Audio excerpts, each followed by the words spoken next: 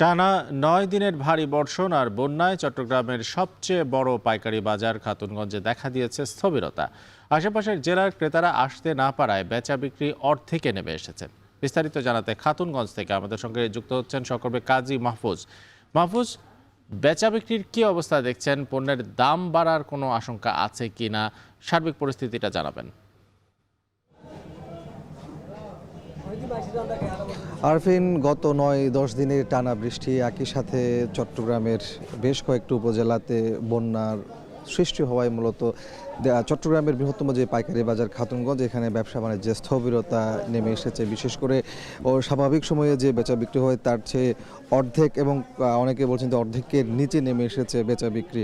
এখন এখানকার যারা ব্যবসায়ী আছেন, একই সাথে শ্রমিক আছেন, তারা অনেকটা অলস সময় পার করছেন।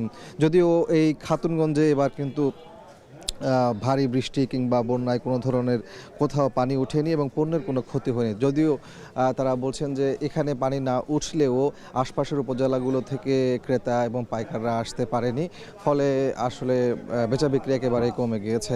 তবে দামের উপর তেমন বেশি প্রভাব পড়েনি বলছেন এখানকার ব্যবসায়ীরা। তারা বলছেন যেহেতু বেচা বিক্রি কম, ফলে দাম তেমন বাড়েনি। তবে দু একটি পণ্যের দাম গত কয়েকদিনের ব্যবধানে ৫ থেকে ১০ টাকা পর্যন্ত বেড়েছে। এর মধ্যে পেঁয়াজের কথা যদি বলি, আমরা আজকের বাজারে দেখতে পাচ্ছি পেঁয়াজের পাইকারি দর কেজি প্রতি ৩২ থেকে ৩৭ টাকা পর্যন্ত। গত ২ দিন আগে এই পেঁয়াজ বিক্রি হয়েছিল ২৭ থেকে ৩৩ কিংবা ৩৪ টাকায়। সেই জায়গাতে ৫ টাকা পর্যন্ত পেঁয়াজের দাম বেড়েছে বলছেন এখানকার ব্যবসায়ীরা।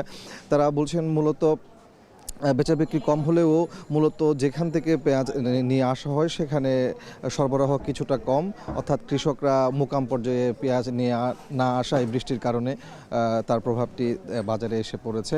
আর রসুনের ক্ষেত্রেও আমরা দেখতে পাচ্ছি কেজি প্রতি ৫ থেকে ৭ টাকা পর্যন্ত বেড়েছে গত কয়েকদিনের ব্যবধানে।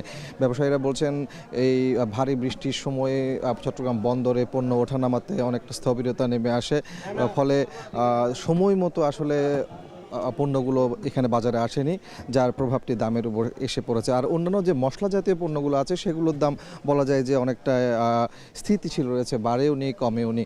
তবে কয়েকদিনের মধ্যে সব পরিস্থিতি স্বাভাবিক হবে তারা বলছেন এখানকার ব্যবসায়ীরা।